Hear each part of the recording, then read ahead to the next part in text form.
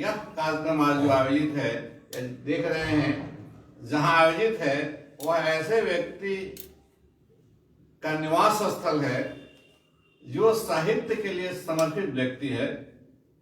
Doctor Rajendra Prasad Singh, आपका तिस्ता हिमालय के संपादक, रात दिन साहित्य सेवा में लगे रहते हैं और उसी के दरमियान इन्होंने यह कार्यक्रम शुरू किया, आपका तिस्ता हिमालय के द्वारा ऐसे लोगों को सम्मानित करना, पुरस्कृत करना कि साहित्य को और आगे ले जाया जा सके। तो इस कार्यक्रम में आप उपस्थित हैं और हम स्वागत करते हैं। आज इस कार्यक्रम की अध्यक्षता हमारे शहर के वरिष्ठ साहित्यकार डॉक्टर भिकी प्रसाद वीरेंद्र हमारे सामने उपस्थित है, वहीं अध्यक्षता करेंगे। स्वागत है डॉक्टर साहब आपका।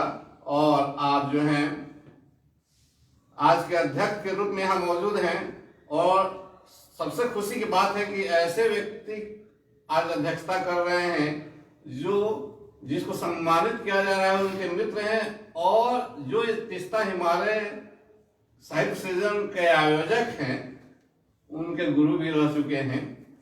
तो डॉक्टर भिकी प्रसाद वीरेंद्र हमारे सबके श्रद्धेय हैं। आइए इस कार्यक्रम को हम शुरू करते हैं। सबसे पहले मैं हमारे बीच जो उपस्थित है, आमंत्रित तो करना नहीं है, आदरणीय श्री देवेंद्र शुक्ल जी, जिनको हम सम्मानित करेंगे, सामने विराजमान है। उनके बगल में विराजमान है डॉक्टर राजेंद्र प्रसाद सिंह जी, आपका तिस्ता हिमालय के संपादक और इस शहर के साहित्य का एक स्तंभ। तीनों व्यक्ति के साथ साथ जिनकी ऊर्जा मिलती है, बगल में बैठी हैं रंजू सिंह जी, जिन्होंने उनको प्रेरित किया और इसमें कंधे से कंधा मिलाकर इस कार्यक्रम को आगे ले जाती हैं। बराबर साहित्यिक कार्यक्रमों में उनका योगदान रहता है। तो आपका भी हम अभिनंदन करते हैं, वंदन करते हैं सबकी ओर से। इस कार्यक्रम को हम शुरू करें, इसके पहले मैं चाहूंगा कि इधर जो बगल में बैठे हैं, इन लोगों का भी थोड़ा परिचय हो जाए। हमारे बगल में बैठे हैं डॉक्टर ओम प्रकाश पांडे, इस शहर के जाने माने साहित्यकार, वरिष्ठ साहित्यकार। और इनके बगल में बैठे हैं भाई हमारे आदरणीय कर्ण सिंह जैन जी, जो बड़े बड़े साहित्यिक कार्यक्रमों के आयोजन में इनकी अहम भूमिका रहती है। बगल में आप जितेंद्र सिंह जी और उनके बगल में बीके राय जी बैठे हैं, जो जाने माने यहाँ के कोचिंग सेंटर के संस्थापक और एक विद्यालय चलाते हैं। विद्वानों में से एक गिनती कई किताबें इनकी निकल चुकी है।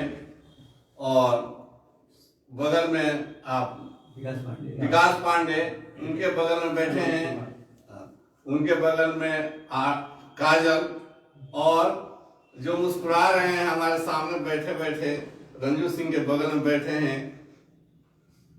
कितने साहित्यकार को पैदा करने वाले, यानी सिलीगुड़ी कॉलेज के विभागाध्यक्ष हिंदी के भाई डॉक्टर प्रोफेसर अजय साहू जी बहुत व्यस्त रहते हैं, फोन बहुत कम उठाते हैं आजकल, क्योंकि इनकी व्यस्तता इतनी रहती है और राजनीति और साहित्य दोनों में इनकी रुचि है, बढ़ चढ़कर काम कर रहे हैं। तो आइए हम कार्यक्रम को शुरू करने के पहले मैं आज के जो हमारे अतिथि हैं, राधे श्याम गोयल जी बैठे हैं, जो डॉक्टर साहब के मित्र हैं और डॉक्टर साहब के साथ अहम भूमिका निभाते हैं। बगल में बैठी हैं आप मिसेज, हाँ, तो डॉक्टर साहब की भतीजी भगिनी बैठी हुई हैं। तो आइए कार्यक्रम को हम शुरू करते हैं। इसके पहले सबसे पहले जो हमारे अतिथि आए हैं उनको हम सम्मानित करना चाहेंगे खादा के द्वारा। तो मैं आग्रह करूंगा भाई करण जी से कि सबसे पहले आज के अध्यक्ष को खादा पहनाकर उन्हें सम्मानित करें। डॉक्टर विकी प्रसाद वीरेंद्र को खादा पहनाकर उन्हें सम्मानित किया जाए।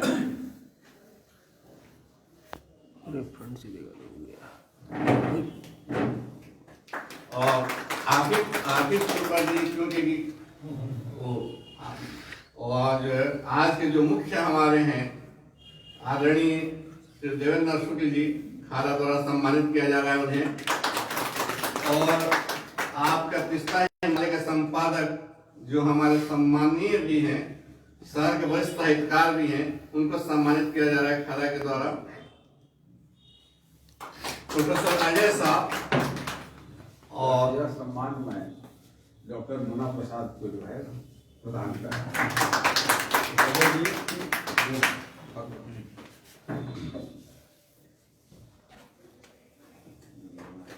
और डॉक्टर ओम प्रकाश पांडे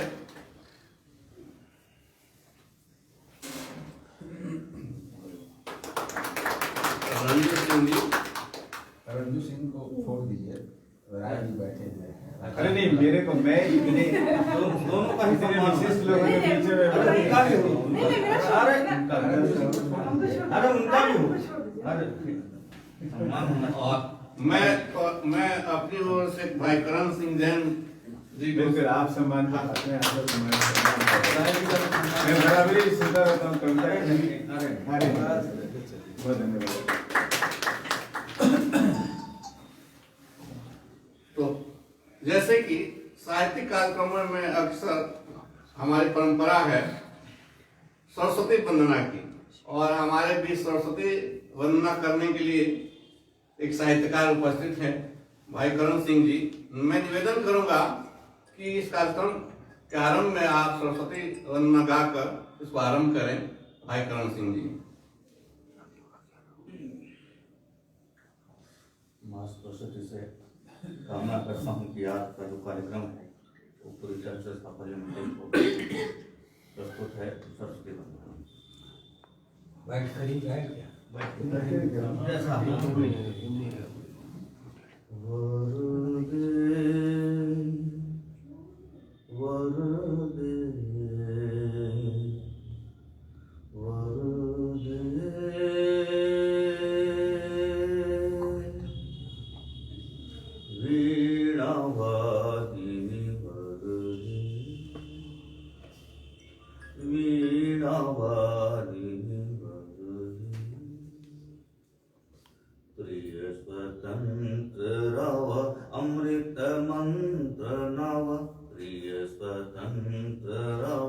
अमृत मंत्र नव भारत में भर दे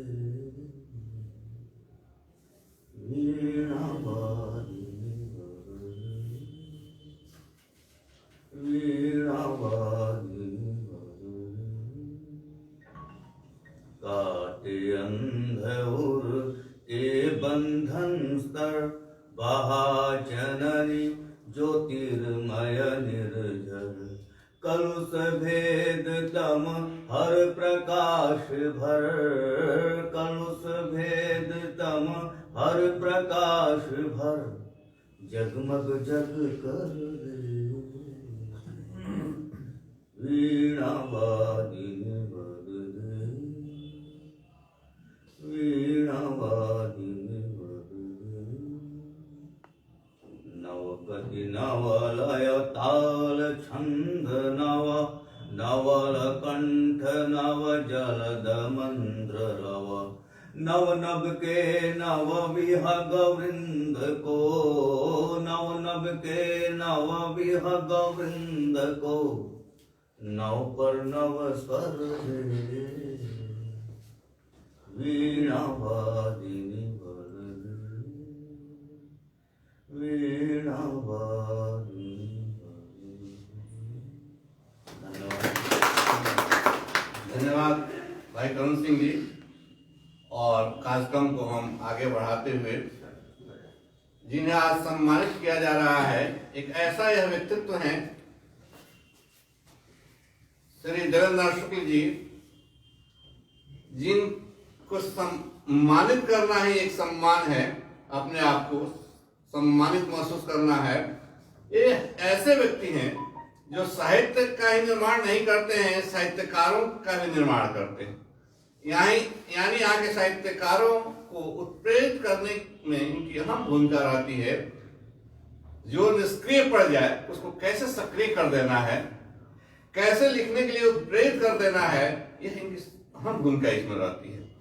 तो यह साहित्य के लिए तो समर्पित है ही, साहित्यकारों के लिए भी समर्पित व्यक्ति हैं। तो इनको क्यों सम्मानित किया जा रहा है इस बार? इसके पहले यह सम्मान 19 में शुरू किया गया और कलकत्ता निवासी जो बहुत बड़े कथाकार हैं सिद्धेश को सम्मानित किया गया और आयोजन कलकत्ता में ही किया गया था। डॉक्टर साहब किया, ऐसा नहीं है डॉक्टर साहब का सोचना है केवल सिलीगुड़ी में यह कार्यक्रम आयोजित हो, बल्कि पूरे देश में कहीं भी कार्यक्रम आयोजित करके साहित्यकारों को सम्मानित करने की भूमिका इनकी रहती है। और सिर्फ यह आपका तीसरा हिमालय साहित्य सृजन सम्मान ही यहाँ से नहीं शुरू किया गया है, बल्कि आपका तीसरा हिमालय पत्रिका के द्वारा 15 से पुरस्कार शुरू किया गया और वह अमरावती साहित्य सृजन पुरस्कार प्रति वर्ष आयोजित किया जाता है और बहुत बड़े पैमाने पर वह कार्यक्रम होता है और देश के जाने माने साहित्यकार को सम्मानित किया जाता है। साल में 2 यह कार्यक्रम होता है। एक तो यह आपका तीसरा हिमालय साहित्य सृजन पुरस्कार 19 से शुरू हुआ वह, और वर्ष में एक वह साहित्य सृजन अमरावती साहित्य सृजन पुरस्कार। अमरावती क्यों अमरावती के नाम से शुरू किया इन्होंने, तो मैं बता दूं, इनकी माँ जी जो हैं माता श्री का नाम अमरावती है और उन्हीं के नाम से इन्होंने यह पुरस्कार शुरू किया और वैसे व्यक्तित्व को देते हैं जो साहित्य में जिनकी अहम भूमिका होती है। तो डॉक्टर साहब से मैं निवेदन करूंगा, डॉक्टर राजेंद्र सिंह, आपका तीसरा हिमालय के संपादक और इस कार्यक्रम के आयोजक, पुरस्कारों से सम्मानित करके लिखने के लिए प्रेरित करने वाले व्यक्तित्व को पुरस्कृत करना और जो आयोजन के पीछे इनका उद्देश्य है वो इस बार क्यों श्री शुक्ल जी को सम्मानित कर रहे हैं। शुक्ल जी के संबंध में 2 शब्द आग्रह करूंगा कि बात रखें और सबको इस पर प्रकाश डालें कि यह पुरस्कार क्यों इन्हें दिया जा रहा है और कैसे कैसे आपकी योजना है। निवेदन है कि आप अपने 2 विचार रखें। तो हाँ बैठ।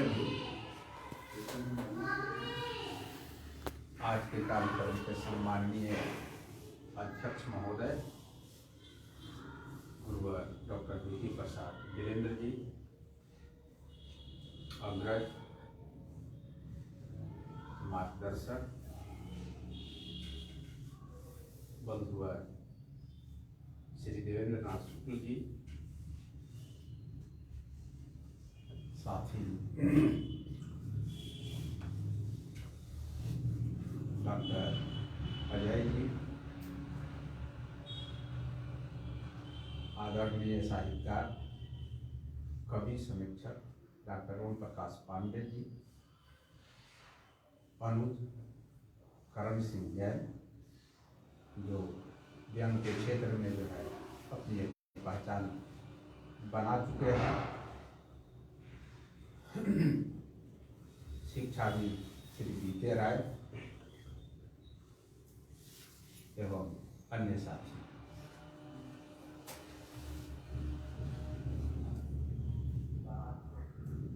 दो 2019 से हमने आपका तीसरा हिमालय सृजन सम्मान आरंभ किया, जो पहला सम्मान कलकत्ता के कथाकार श्री सिद्धेश को प्रदान किया गया और 2020 का सम्मान श्री देवेंद्र नाथ शुक्ल को आज दिया जाना है। ज्ञातव्य है कि 2009 से तीस्ता हिमालय का संपादन और प्रकाशन हमने आरंभ किया और तब से निरंतर आपका तीस्ता हिमालय अपने अस्तित्व को, अपने सुवास को बनाए हुए है। उसकी अपनी एक अलग पहचान है और आज पूरे देश में वैचारिक पत्रिका के रूप में मैं समझता हूँ तीस्ता हिमालय ख्यात हो चुकी है। 2014 से हमने अमरावती सृजन सम्मान देना प्रारंभ किया और मुझे इस बात की बेहद खुशी है कि अब तक इने गिने कई बड़े साहित्यकारों को, जिनकी राष्ट्रीय स्तर पर पहचान है, इस सम्मान से सम्मानित किया जा चुका है। सर्वप्रथम तीस्ता हिमालय की ओर से यह सम्मान सत्यभामा आर्य, जो छत्तीसगढ़ की एक सुविख्यात लेखिका है, शिक्षाविद है, उन्हें प्रदान किया गया। और इसके लिए हम लोगों ने एक विद्वत मंडली का गठन किया, जिसके अध्यक्ष श्री देवेंद्र नाथ शुक्ल हैं। डॉक्टर अजय हैं उस कमेटी में, डॉक्टर ओम प्रकाश पांडे हैं और मैं भी उस कमेटी का एक सदस्य हूँ। तो इस प्रकार जो पुस्तकें आती हैं, काफ़ी राय विचार के बाद हम लोग निर्णय लेते हैं इन्हें सम्मान करना है। तो पहला सम्मान अमरावती साहित्य सृजन सम्मान 2014 से जो शुरू किया गया, मैंने बताया कि सत्यभामा आर्य को दिया गया। तदुपरांत राजस्थान से सुविख्यात समीक्षक, लेखक, प्रगतिशील विचारक शैलेंद्र चौहान को हम लोगों ने प्रदान किया। तदुपरांत महेंद्र नेह को सम्मान दिया गया। उसके बाद हम लोगों ने डॉक्टर मूलचंद गौतम को सम्मानित किया। हमें इस बात की खुशी है कि आज जो इस सभा की अध्यक्षता कर रहे हैं डॉक्टर विकी प्रसाद वीरेंद्र, हम लोगों ने उन्हें भी उस सम्मान से सम्मानित किया है। शिवमूर्ति जो सुविख्यात कथाकार हैं, उन्हें भी सम्मान दिया जा चुका है। और पिछले साल आप लोगों को ज्ञात है प्रगतिशील विचारक, लेखक डॉक्टर जगदीश्वर को एक बड़े कार्यक्रम में सम्मान प्रदान किया गया।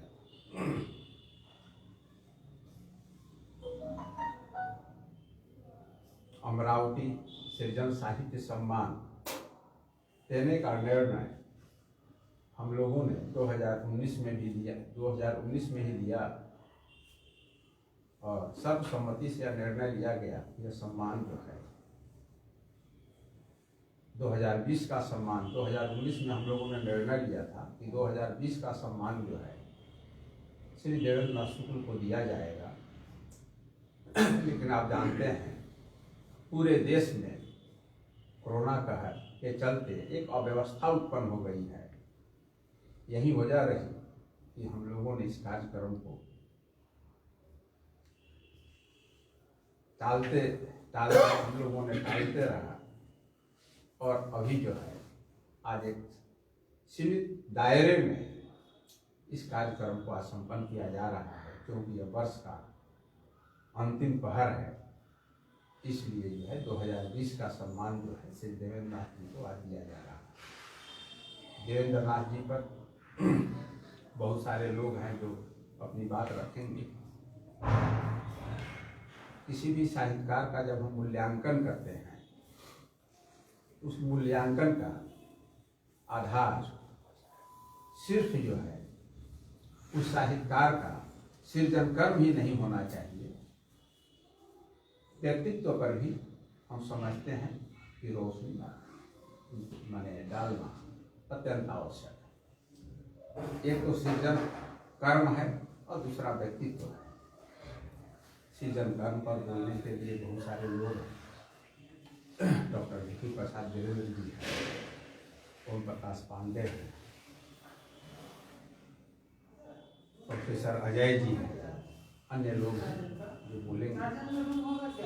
लेकिन एक बात मैं यह बताना चाहता हूँ जो बहुत सारे लोग नहीं जानते, परिवेश के प्रति शुक्ल जी की जो है अभिनव जो सजगता है, यह शायद हम समझते हैं कि हमारे बीच आज जितने लोग यहाँ उपस्थित हैं वैसी सजगता शायद किसी में नहीं।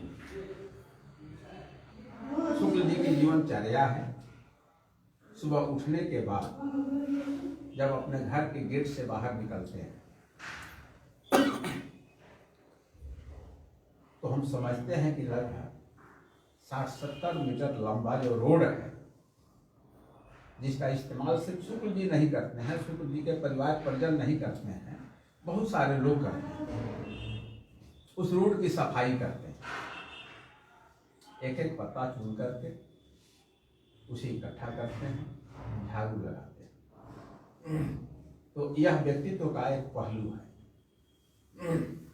कि हम जो है इसे एक मैसेज तो जाना ही चाहिए समाज में, और जाता भी है।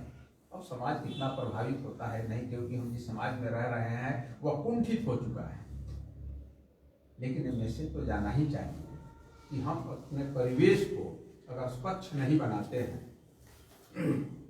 तो शायद हम सुकून से नहीं रह सकते। एक बड़ी बात है कि सफाई के प्रति, स्वास्थ्य के प्रति उनकी अपनी एक खास सजगता है। परिवेश को कैसे पर्यावरण मुक्त किया जाए, जिसका मैंने अनुभव किया है। व्यक्ति के तौर पर आप लोग जानते हो शुक्ला जी उदार प्रवृत्ति के हैं, और जब भी कोई मिलने जाता है तो इनके घर में, इनके अपने रूम में बहुत छोटी बड़ी डिबिया है। किसी में चनाचूर है, किसी में बिस्कुट है, किसी में पाचक है, किसी में बादाम है, किसी में सत्तू। अगर आप न भी खाना चाहें तो शुक्ल जी जबरदस्ती कुछ न कुछ खिलाएंगे। तो यह व्यक्ति की एक खासियत है। अब रही बात साहित्य चिंतन में, तो साहित्य चिंतन में शुक्ल जी की यह उदारता जो है देखी जा सकती है। बहुत बार बहुत सारे सवालों पर हम लोगों से मतभेद होता है, मतभेद हो सकता है, लेकिन शुक्ल जी की अपनी वो निजता है, शुक्ल जी का अपना वो वैशिष्ट है जो शुक्ल जी को शुक्ल जी बनाए हुए है। तो आप जानते हैं, जो आपने पहले ही कहा कि बहुत सारे नए रचनाकारों शुक्ल जी निरंतर जो है प्रेरित करते रहे। उनकी किताबों की भूमिका लिखना, किताबें समय पर छप जाए उसके लिए प्रोत्साहित करना, यह काम हम समझते हैं। इस बखूबी जो है ईमानदारी और निष्ठा को करते आ रहे हैं। जिंदगी के तीसरे पहर में शुक्ल जी आज स्वस्थ रहें, सानंद रहें, इनकी सृजनशीलता निरंतर प्रस्फुटित होती रहे, विकसित होती रहे, उसकी हम कामना करते हैं। आप जानते हैं कि देश काल कभी ठहरता नहीं है, साहित्य उसका जो दर्पण है यह भी सिमटते रहता है, कभी फैलते रहता है, लेकिन व्यक्ति का जो सुवास है, जो सुगंध है, जो व्यक्तित्व का जो आकर्षण है, यह अनंत काल तक तो हम नहीं कहेंगे, लेकिन लंबे समय तक समाज जीवन को, राष्ट्र जीवन को प्रेरित करते रहता है। और शुक्ल जी जो है अपने परिवेश को जिस तरह स्वच्छ बनाने में लगे हुए हैं, उसी तरह साहित्यिक परिवेश को भी स्वच्छ बनाने का प्रयास करते रहेंगे। इसी के साथ मैं जो है शुक्ल जी को आज बधाई देता हूँ, उनके प्रति आंतरिकता प्रकट करता हूँ। और शुक्ल जी प्रारंभ से ही किसी न किसी रूप में तीस्ता हिमालय से जुड़े रहे हैं, तीस्ता हिमालय परिवार का एक सदस्य रहे हैं। तो इसलिए भी आज मुझे खुशी हो रही है, मैं खुद को गौरवान्वित महसूस कर रहा हूँ कि अपने परिवार के सदस्य को आज हमें अवसर मिला है कि हम जो है सम्मानित कर रहे हैं, पुरस्कृत कर रहे हैं। और हमारी अपेक्षा रहेगी कि उनका सहयोग निरंतर जो है तीस्ता हिमालय के साथ बना रहे, आप लोगों का भी सहयोग बना रहे। इसी के साथ मैं सभी साथियों को बधाई देता हूँ, उनके प्रति आंतरिकता प्रकट करता हूँ। आप सभी की उपस्थिति जो है हमारे लिए आज जो है हर्ष का विषय है। हम खुद को गौरवान्वित महसूस कर रहे हैं। आप सभी को बहुत बहुत धन्यवाद, बहुत बहुत बधाई। धन्यवाद डॉक्टर साहब।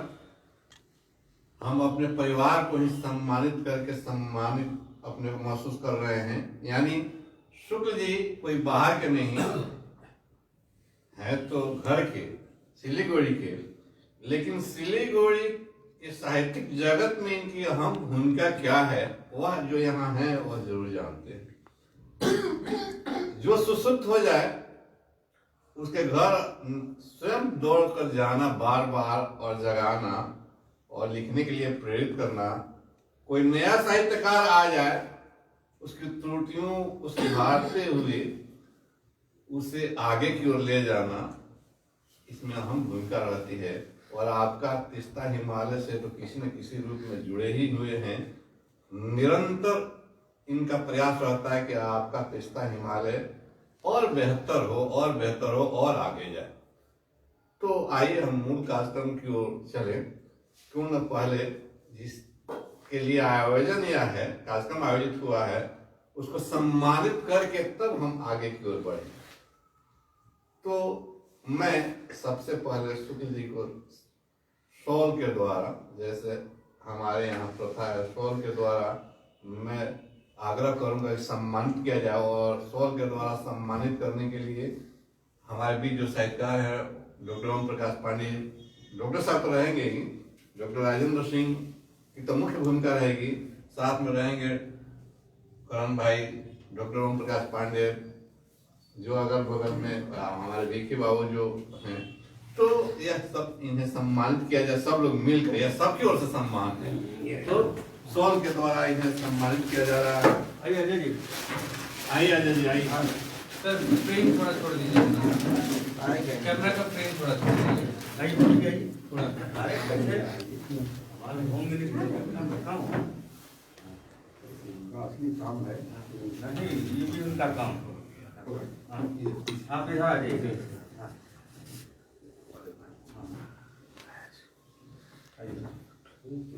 आइए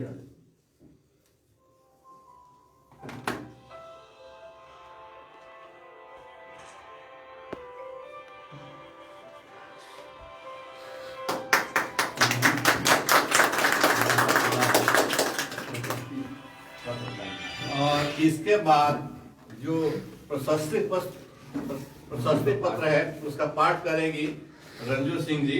मैं निवेदन करता हूं कि इसका पाठ करें। स्थायी पाठक हैं।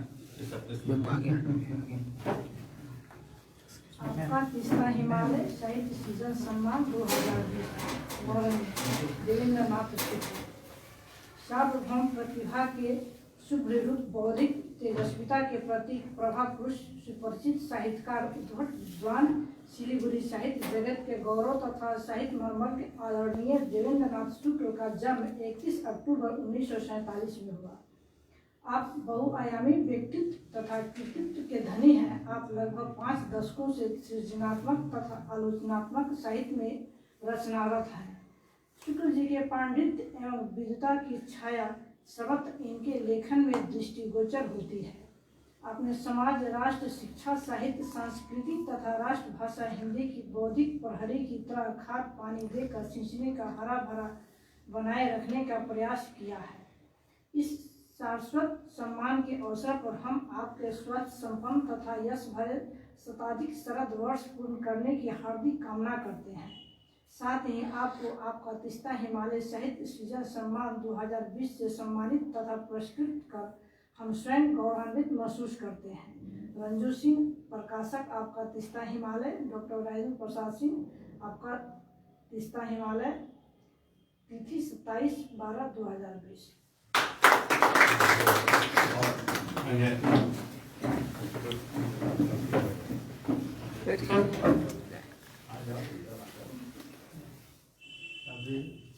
इधर आ जाइए, आप भी आ जाइए, इधर आ जाइए, थोड़ा फ्रेंड में आइए, पंडित जी आ जाइए, अरे आप भी अंदर भी आप भी आ जाओ, इधर आ जाओ, जाओ अजय जी, हाँ अजय जी, डॉक्टर साहब, युवराज आप भी पीछे हो गए हैं। दोनों रहेंगे।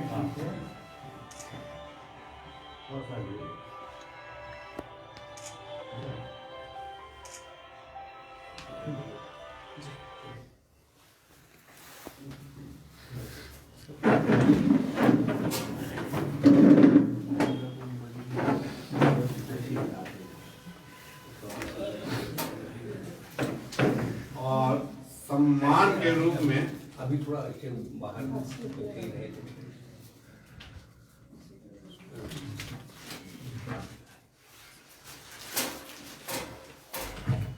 इसके साथ ही कुछ राशि भी दी जाती है सम्मान के रूप में। तो निवेदन है डॉक्टर राजेंद्र प्रसाद, आपका तीस्ता हिमालय के संपादक से, कि वह राशि श्री देवेंद्र शुक्ल जी को प्रदान करें, सम्मानित करें उस राशि से। संभवतः चेक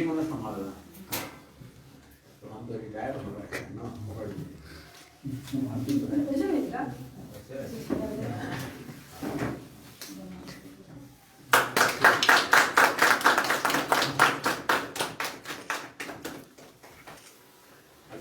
कर दीजिए, नहीं तो खाना नहीं मिलेगा आपको। हाँ, आप जाइए, आप दूसरी तैयारी में लगे, इसी कार्यक्रम की तैयारी में। डॉक्टर साहब को ज़्यादा चिंता है। हाँ नहीं तो भाई तो खाना नहीं मिलेगा हमको इस बार। तो यह जो है सबकी ओर से आदरणीय शुक्ल जी को बधाई, और इसके साथ हम कार्यक्रम को आगे बढ़ाते हुए आपका तीस्ता हिमालय का जो इन पर आधारित अंक इस बार का निकला है, उसका लोकार्पण किया क्यों न कर लिया जाए। तो डॉक्टर साहब से निवेदन करूंगा कि उसकी प्रतियां लाएं और उसका लोकार्पण किया जाए। तो लोकार्पण करेंगे डॉक्टर साहब और भिकी बाबू, साथ में क्योंकि सारे लोग उपस्थित हैं लोकार्पण के लिए, जो शुक्ल जी पर ही आधारित है।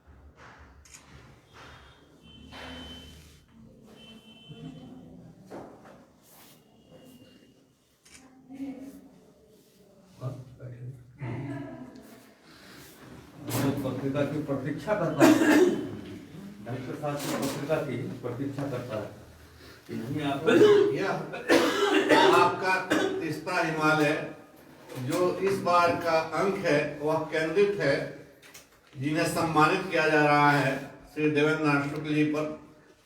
और यह राष्ट्रीय स्तर की पत्रिका है, भले सिलीगुड़ी से निकलती है, लेकिन राष्ट्रीय रचनाकार इसमें शामिल होते हैं और स्तरीय रचनाएं इसमें रहती है। इसके साथ ही मैं कार्यक्रम को आगे बढ़ाते हुए निवेदन करना चाहूंगा कि क्यों ना यह जिनको सम्मानित किया जा रहा है, उनके व्यक्तित्व और कृतित्व पर प्रकाश डालने के लिए उनके सबसे करीब उनके मित्र जो हैं, यह हमारे बीच उपस्थित है, जो राष्ट्रीय स्तर के कार्यक्रमों में बराबर सम्मिलित रहते हैं और हर विधाओं पर जिनकी पकड़ है। डॉक्टर ओम प्रकाश पांडे जी से निवेदन करूंगा कि उनके व्यक्तित्व और कृतित्व पर प्रकाश डालें। और आप तो संभवतः लिख कर ही लाए होंगे, तो मेरा लेख है, उसमें आप लोग पढ़िएगा। 2 और लेख है, शायद अभी प्रकाशित नहीं हुआ। शुक्ला जी को मैंने 3 लेख लिखा था, एक अभी इसमें आप पढ़िएगा। और क्योंकि यह समय ऐसा है जहाँ बहुत कुछ करना, विस्तार वक्तव्य देना उचित नहीं है। मैं सबसे पहले आदरणीय बंधु श्री शुक्ल जी को अपने अंतर हृदय से अशेष बधाइयाँ देता हूँ और उनके स्वस्थ, सक्रिय और दीर्घायु जीवन की कामना करता हूँ। मैं केवल जो उनका व्यक्तित्व है उसी को चंद शब्दों में यहाँ मैं उल्लेख कर रहा हूँ। रचना कर्म पर अलग से बात हो सकती है, अलग से बहुत कुछ कहा जा सकता है, लेकिन व्यक्तित्व कैसा है, जैसा मैं समझा हूँ, देखा हूँ, इनके साथ मेरा 35 से 40 साल लगभग हो गया होगा। एक साथ रहना, उठना, बैठना, लिखना, पढ़ना, कार्यक्रम में भाग लेना। तो शुक्ल जी का व्यक्तित्व क्या है? देवेंद्र शुक्ल अनन्य है, ये मानी हुई बात है, कोई दूसरा नहीं। सिलीगुड़ी में एक ही देवेंद्र शुक्ल है, इर्द कोई देवेंद्र शुक्ल नहीं। एक मुकम्मल इंसान के साथ साथ कवि और आलोचक दोनों रूपों में इनकी एक छद सफल तथा कुशल संपादक की भी है।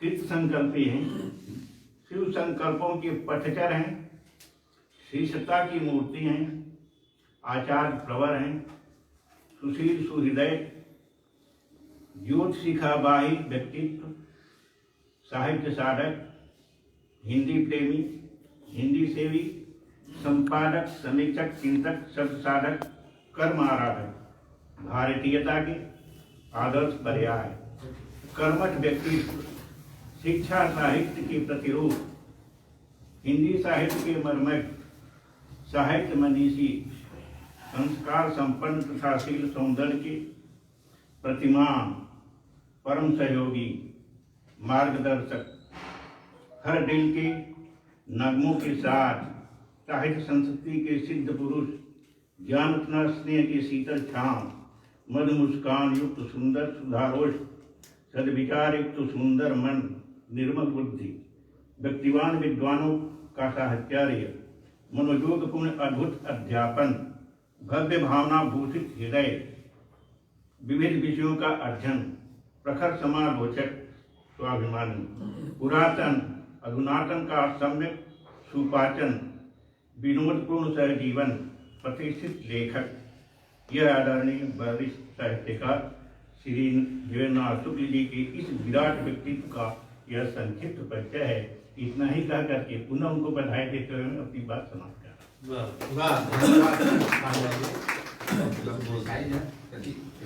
कम शब्दों में बहुत बात और जो उनका व्यक्तित्व है उसको आपने रेखांकित किया कम शब्दों में ही, यह बहुत बड़ी बात है। आइए मैं कार्यक्रम को आगे बढ़ाता हूँ और हमारे बीच एक ऐसा व्यक्तित्व है जो उनसे करीबी होकर हर विषयों पर तर्क वितर्क करता है। उनसे शब्द के साधक श्री देवेंद्र शुक्ल और शब्द के व्याख्याता डॉक्टर अजय साहु जी। अभी बुलाइएगा तो भाग जाएंगे, वैसी बात नहीं। उनके बाद में बुलाइएगा, आदमी सवाल बोलवा करण सिंह जान से बोलवा लीजिए, भागने की कोशिश। करण सिंह जान से बोलवा लीजिए, भागने की कोशिश में बोलेंगे भाग जाएंगे। तो आइए, डॉक्टर साहब का निर्देश है कि वो भाग जाएंगे, क्योंकि वो सुनने के लिए तैयार नहीं है, भागने के लिए भी तैयार है। तो क्यों नहीं? सत्ता का सुख जो आखिरी कर रहा है। क्योंकि राजनीति साहित्य पर हावी है अभी उन पर, उनके पास, तो वह कहीं शायद महत्वपूर्ण मीटिंग में जाने वाले हैं। आइए उनको रोकने के लिए अभी उनको रोकता हूँ कि कार्यक्रम को मैं आमंत्रित करता हूँ श्री कर्ण सिंह जैन, जो कई कार्यक्रमों को यहाँ आयोजित करते हैं और शहर में साहित्य और संस्कृति का शंखनाद करते रहते हैं। तो कर्ण सिंह जैन जी से निवेदन है कि शुक्ल जी पर अपने विचार रखें। आदरणीय शुक्ल जी पर। आदरणीय आज के कार्यक्रम के अध्यक्ष महोदय और साहित्य और पत्रकारिता के क्षेत्र में सिलीगुड़ी को राष्ट्रीय फलक में पहुंचाने वाले आदरणीय आपका तीस्ता हिमालय के संपादक डॉक्टर आतिश सिंह जी, मेरे गुरु समाज के अध्यक्ष प्रसाद जी हैं, जितेंद्र शुक्ल जी, मुन्नालाल जी और साहित्य के पूर्वधा डॉक्टर ओम प्रकाश पांडे,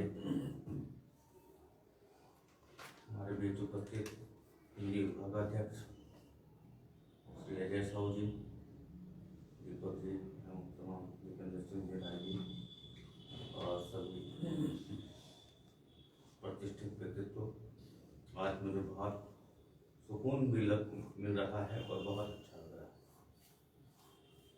आदरणीय शुक्ल जी को सम्मानित होना दरअसल सिलीगुड़ी के साहित्य संस्कृति का सम्मान है। शुक्ल जी वस्तुतः बहुत उदार दिल के व्यक्ति हैं और एक बहुत अच्छे आलोचक भी हैं। शुक्ल जी की कविताओं में उनका व्यक्तित्व साफ दिखाई देता है और विशेषकर उस शब्द का चयन होता है वह अद्भुत होता है। शुक्ल जी सबको प्रेरित करते रहते हैं। मुझे मैं भी जब इस क्षेत्र में आया तो शुक्ल जी लगातार मतलब जब भी मिलते थे कुछ न कुछ ज्ञान देते थे, जानकारी देते थे। इस तरह से हम साहित्य के प्रति, साहित्य में हमारा उत्साह बना रहे, इसके लिए बराबर प्रेरणा देते रहे। शुक्ल जी का एक सार्वभौमिक व्यक्तित्व है जो उन्हें इस मिट्टी के साथ आत्मसात करता है और हम सबको जोड़ता है साहित्य के माध्यम से, संस्कृति के माध्यम से। और व्यवहार है शुक्ल जी की ये भी बात, अपना एक व्यक्तित्व है जो उनको समझ में आता है, मौलिक रूप से बोलते हैं, किसी का नकल नहीं। उन्हें यदि मंच पर कुछ अच्छा नहीं लगा तो वो साफ साफ करते हैं। इसके लिए वो ये नहीं देखते कि आयोजक कौन है क्या है, लेकिन अपनी बात वो पूरी संजीदगी के साथ और पूरी शिद्दत के साथ रखते हैं। मैं ज़्यादा कुछ नहीं कहूँगा। ये आदमी को जिंदगी में वो नज़ारा चाहिए जो अंधेरा दूर कर दे, वो सितारा चाहिए। ऐसे सितारे हैं शुक्ल जी। आप दीर्घायु हों, स्वस्थ हों, सृजन कर्म बढ़ता रहे, हम सबको प्रेरित करते रहें और आपका साहित्य जन पर पहुँचे। इन्हीं कामनाओं को अभिलाषा के साथ आपको पुनः नमन करते हुए धन्यवाद कर्ण सिंह जी। कम शब्दों में ही उनकी अच्छी व्याख्या की, उनके व्यक्तित्व और कृतित्व पर प्रकाश डाला। तो मैं निवेदन करूंगा अध्यक्ष, आज के जो हैं अध्यक्ष के रूप, अभी तो अजय जी पर प्रतिबंध लगा दिए। 144 है, हट जाएगा। शुक्ल जी से बुलवा के कब अध्यक्षीय भाषण, अध्यक्षीय नहीं, अभी अध्यक्षीय नहीं बोल रहा हूँ, उनके व्यक्तित्व और कृतित्व पर प्रकाश डालने के लिए भी आमंत्रित कर रहा हूँ। उसके बाद अध्यक्षीय भाषण करते हैं। अध्यक्षीय कम कर तो अच्छा। आइए, जब 144 आपके ऊपर से हटा दिया गया तो मैं वो तो रहेगा, टेम्पररी रहेगा। निवेदन करता हूँ, मैंने जैसे पहले ही कहा था कि एक शब्द के साधक हैं तो एक शब्द के व्याख्या करने वाले हैं, व्याख्याता है। दोनों में शब्दों को लेकर कई बार टकराहट होती है, मैंने देखा है कई बार। वही बैठ जाता तो हाँ, आइए, तो यह जो है ऐसा ऐसे व्यक्तित्व को जो उनको बेहतर समझते हैं, और शब्द शुक्ल जी के शब्दों की गहराई में जाना इतना आसान नहीं है, लेकिन यह उसके नीचे तक जाकर चाहते हैं कि उसके अर्थ को खींच लाए, उनकी कविता की व्याख्या करें, क्योंकि शुक्ल जी यहाँ के प्रसाद हैं। प्रसाद जिस तरह कठिन है समझना, शुक्ल जी को भी समझना इतना आसान नहीं है, लेकिन शुक्ल जी को समझ जो जाए वह समझिए कि समझदार हो गया, यह भी बात है।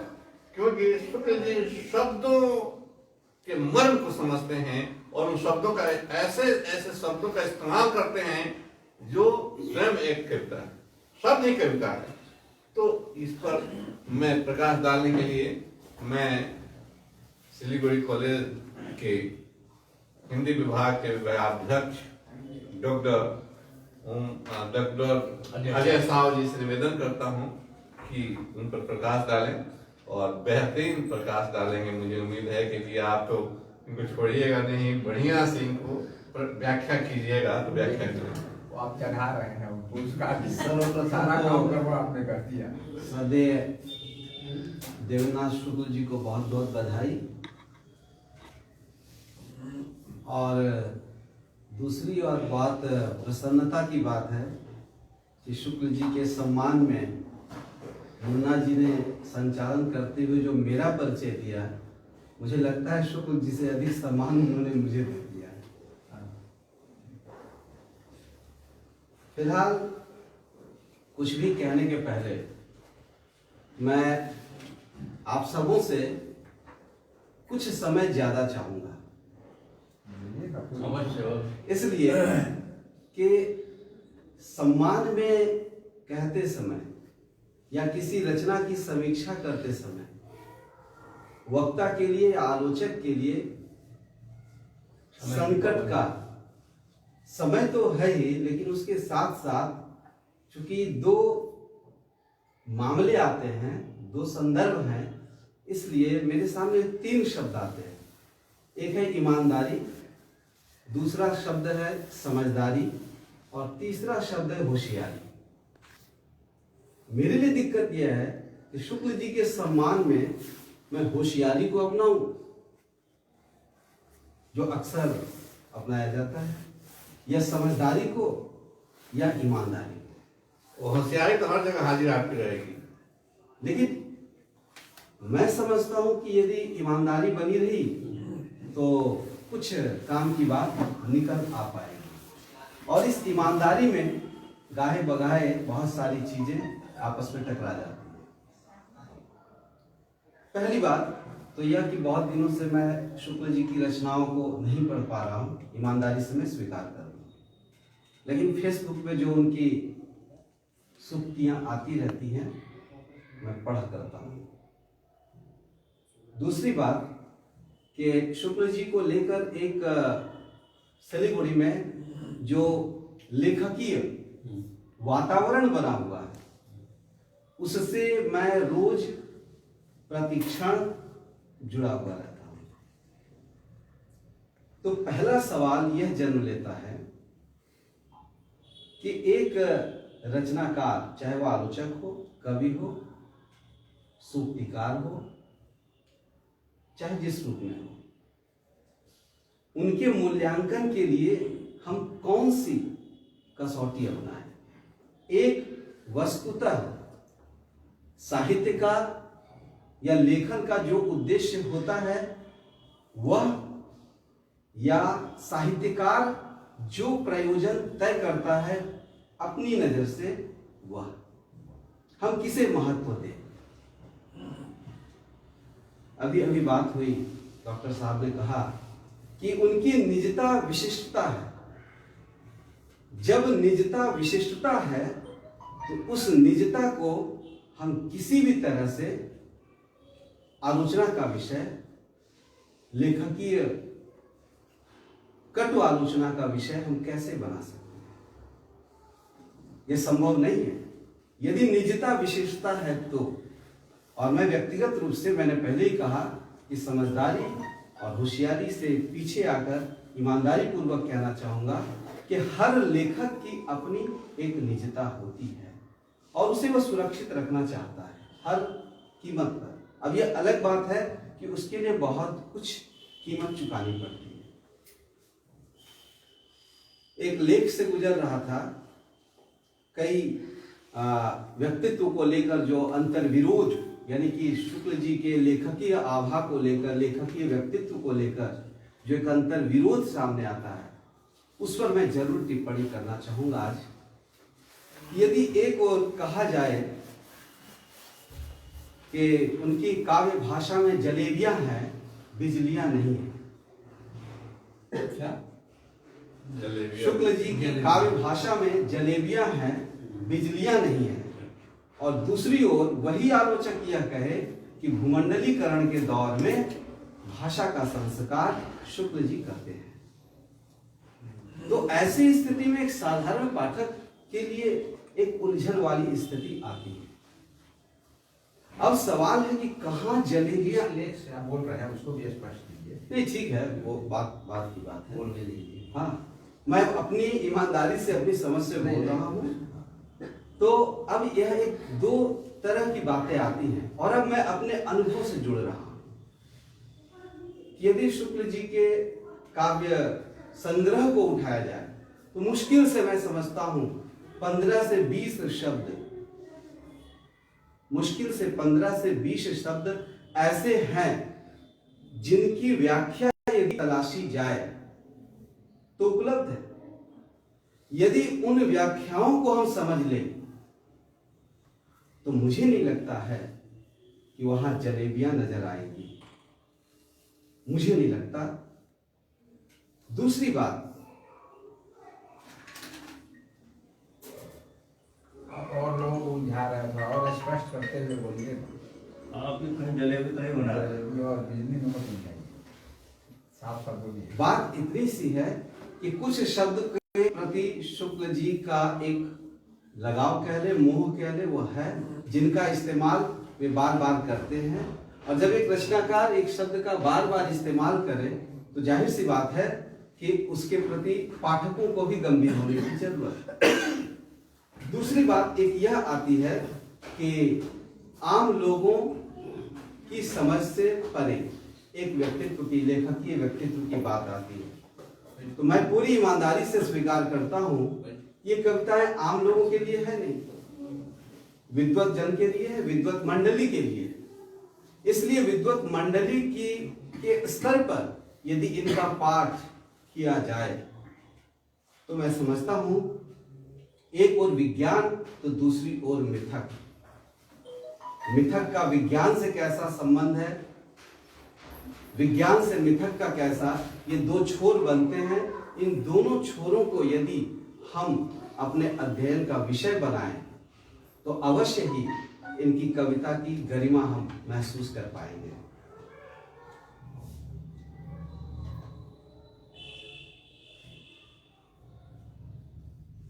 विशेषकर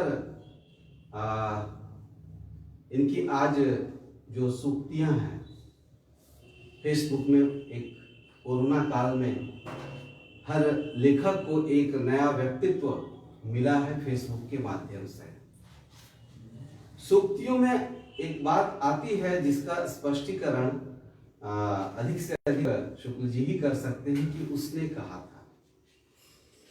अब ये उसने कहा था में कभी कभी लगता है मैं भी शामिल हूं।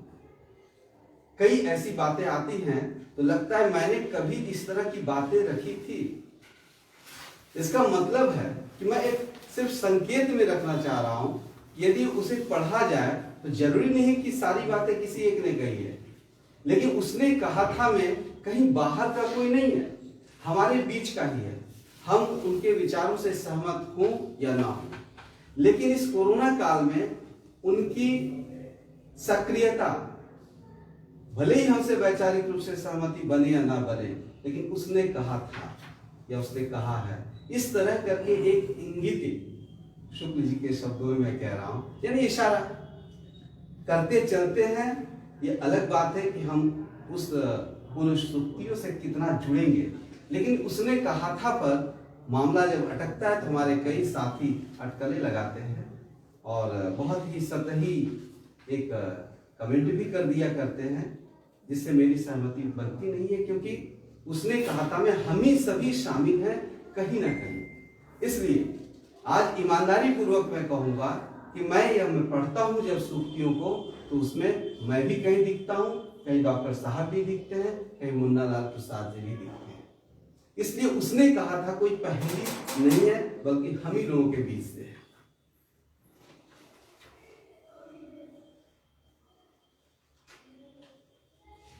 और एक बात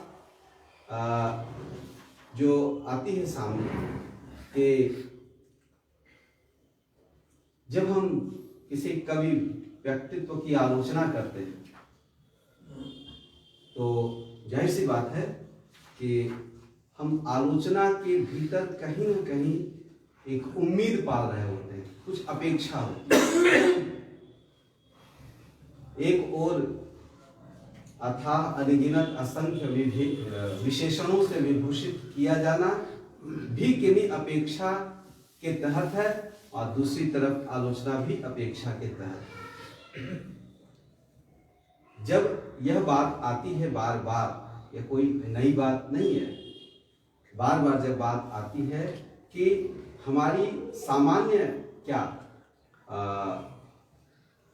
श्रम साध्य संघर्ष से भी ऊपर की रचनाएं दिखाई पड़ती है, ये बात आती है। तो मैं इसको ईमानदारी से स्वीकार करता हूं कि जिस तरह से आज मंच की कविता का चलन समाज में है कि हम कहें और सामने वाले समझ गए, जरूरी नहीं है कि सारे कवियों को हम मंच पर ही समझ लें। कवि की वही निजता है जो उनकी विशेषता बना रही है, इससे तुरंत समझ में आ जाए। ऐसे कवियों में से हम तो शुक्ल जी को नहीं देख सकते, क्योंकि उनका अपना लेखकीय कवि व्यक्तित्व है। इसलिए हमें मंच के सामने बैठकर नहीं, बल्कि मंच के उतरने के बाद और उनके पास जाकर ही उनके लेखकीय सरोकार को समझने में मदद मिल पाती है। और अधिक न कह करके अंत में एक बात जरूर कहना चाहूँगा कि जब बात बार बार आती है कि उन्होंने लेखकों को भी तैयार किया है, तो मैं स्वीकार करूँगा, खुले तौर पर करता हूँ, जो मन से स्वीकार करता हूँ वो मैं कह रहा हूँ कि छोटा छोटा शब्द जो अध्यापन के दौरान, पढ़ाने के दौरान, जहाँ मैं सोचता हूँ, अपनी कल्पना शक्ति से उन शब्दों को खोलता हूँ, तो वहाँ कहीं भी अटक जाता हूँ या नहीं भी अटकता हूँ, तो मैं शुक्ल जी से मदद लेता हूँ। उदाहरण के लिए कि कथ्य क्या है, एक साधारण सा शब्द है। मैंने 20 अपने साथियों को भेजा, कॉलेज में पढ़ाने वाले। कथ्य क्या है? अब कथ्य का विश्लेषण क्या है, कथ्य शब्द की संरचना कैसे हुई है, मैं इसके पीछे पड़ा, कहीं से जवाब नहीं मिला। और बस यूं ही कभी घर आए उन्हीं, और जब मैं शब्द कहता हूं तो शुक्ल जी भी बेचैन हो जाते हैं उन शब्दों के मर्म को, अर्थ को ढूंढने के लिए। यह जो एक पक्ष है, मैं समझता हूं कि सिर्फ और सिर्फ यहाँ के स्थानीय कथाकारों को अपनी सामर्थ्य और रचनाकारों की उनकी सामर्थ्य के हिसाब से जो तैयार करने की कोशिश करते हैं, कम से कम मैंने एक शिक्षक होने के नाते यह मदद ली है। और आज भी जब भी जरूरत पड़ती है और पड़ेगी तो मैं उस दिशा में आगे बढ़ूंगा। और मुझे पूरा यकीन है कि ऐसे शब्दों की संरचना को लेकर शुक्ल जी जितने गंभीर हैं और ईमानदार हैं। त्रिशंकु शब्द, आपको आश्चर्य होगा जानकर कि त्रिशंकु शब्द बहुत ही कॉमन है, लेकिन त्रिशंकु में क्या है, इसके लिए उन्होंने कितनी मेहनत करके, खोज करके मुझे उन्होंने बताया, और फिर मैंने सारे विद्यार्थियों को दिया।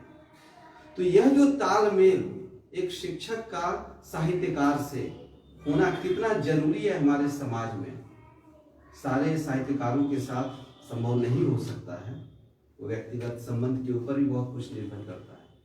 तो यह जो व्यक्तित्व में एक बात आती है, यह मेरे लिए कम से कम सिर्फ नोट करने की बात नहीं है, बल्कि हमेशा याद रखने की बात है और विद्यार्थियों के बीच शेयर करते रहने की भी बात है। इसलिए अंत में इतना मैं जरूर रखूंगा कि शुक्ल जी के लेखकीय व्यक्तित्व को किसी विचारधारा के तहत हम उम्मीद करें, यह उनका दायित्व बनता है कि समय के संघर्ष के साथ अपनी बुद्धियों को कितना खोल पा रहे हैं। एक यह बात बनती है और दूसरी बात है कि उनकी भाषिक प्रयोजनीयता, भाषा संबंधी उनका जो अपना सौंदर्य बोध है, उसके साथ वे आगे बढ़ रहे हैं और जरूरत है तो कुछ हमें आगे बढ़कर उन भाषा सौंदर्य को समझने की। और तीसरी बात यह कि कभी भी हम यह उम्मीद नहीं पाल सकते कि शुक्ल जी की कविता मंच पर सुने और समझ जाएं, लेकिन इतना जरूर है कि कभी किसी को मौका मिले तो उस पर एक लेख लिखने की कोशिश करें। उस पर मैं तो कह रहा हूं कि विज्ञान और मिथक के संयोग को लेकर शायद ही किसी ने कविता लिखी है मेरी नजर में। तो ऐसे हमारे पास कवि व्यक्तित्व हैं।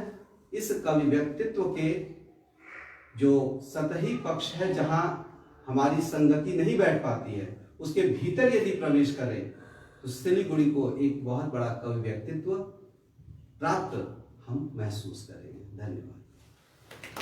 धन्यवाद। शुक्ल जी पर विशेष चर्चा के दौरान आपने प्रकाश डाला। शुक्ल जी हैं। शुक्ल जी अन्य कोई नहीं हो सकता है। शुक्ल जी की अपनी एक निजता है और एक विशिष्टता भी है। शुक्ल जी एक मार्गदर्शक भी हैं, एक साहित्यकार हैं। और अजय जी ने ईमानदारी से जो अपनी बातें रखी, मैं अब शुक्ल जी चूंकि क्या हैं, शुक्ल जी हैं, शुक्ल जी क्या है, यह है वह है, या तो हम लोग कह रहे हैं, लेकिन शुक्ल जी क्या है यह शुक्ल जी से ही क्यों न सुने। तो मैं निवेदन करूंगा, आज आपका तीस्ता हिमालय साहित्य सृजन सम्मान से सम्मानित व्यक्तित्व आदरणीय देवेंद्र शुक्ल जी से कि आप अपने विचार को हमारे बीच रखिए, ताकि हम दूसरे की आंख से नहीं, जो आप हैं सब अपनी आंख से इनको देख सके। अभी तक जो हम लोग सुन रहे थे तो दूसरे के विचार थे, लेकिन इनका विचार क्या है स्वयं देखेंगे और अपनी व्याख्या रखेंगे, अपनी समझ रखेंगे। तो इसलिए मैं निवेदन करूंगा कि आदरणीय शुक्ल जी आप अपने विचार के साथ आइए हमारे बीच।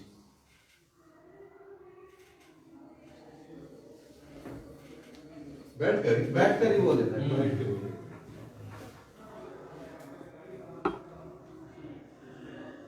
आज की सभा के अध्यक्ष डॉक्टर भिखी प्रसाद वीरेंद्र जी, डॉक्टर ओम प्रकाश आमले जी, आपका तीस्ता हिमालय के संपादक डॉक्टर राजेंद्र प्रसाद सिंह,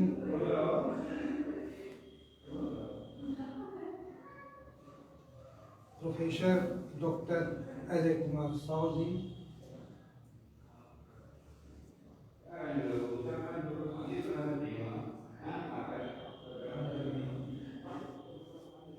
और अभी दिमाग में इस ढंग से आता है कि किसका नाम छूट भी जाता है, और नाम में अब ओम प्रकाश जी का नाम लिया कि नहीं लिया, ये कभी ऐसा हो जाता है कि क्रम से मैं कहना चाहता हूँ, लेकिन उसमें बाधा आ जाती है और मैं जानता हूँ कि इसका कारण क्या है। कारण सबसे बड़ा ये होता है कि जैसे जैसे उम्र बढ़ती है वैसे वैसे न्यूरॉन की संख्या कम होने लगती है और न्यूरॉन की संख्या जब कम होगी तो निश्चित रूप से स्मृति कमजोर होगी। तो मैं डॉक्टर मुन्नालाल प्रसाद जी, आप लोगों ने बहुत कुछ कहा और मैं इस पुरस्कार से सम्मानित होकर अपने को सम्मानित महसूस करता हूँ और एक दो बातें ही कहना चाहूँ। मेरे मन में एक बात हमेशा ही दौड़ती रहती है और वह बात है, अपारे काव्य संसारे कवि एक प्रजापति यथास्मै रोचते विश्वम तथा विपरिवर्तते। मैं जो विपरिवर्तन की बात आती है, जब वह सर्जक है तो उसमें सृजन का तत्व होना चाहिए और सृजन जब होता है तो वह फोटोग्राफी नहीं है और वह जिस संसार को चाहता है देखना, उसको कहने में बड़ी बाधाएं भी हैं। तो एक तरफ छिपाना भी है, एक तरफ कहना भी है। मैं सौंदर्य को ऐसे नहीं मानता कि वह नग्न हो, मैं यह भी नहीं मानता कि केवल दो आंखें ही दिखलाई पड़ती हों। शायद दोनों के कहीं ना कहीं किसी न किसी समन्वय में,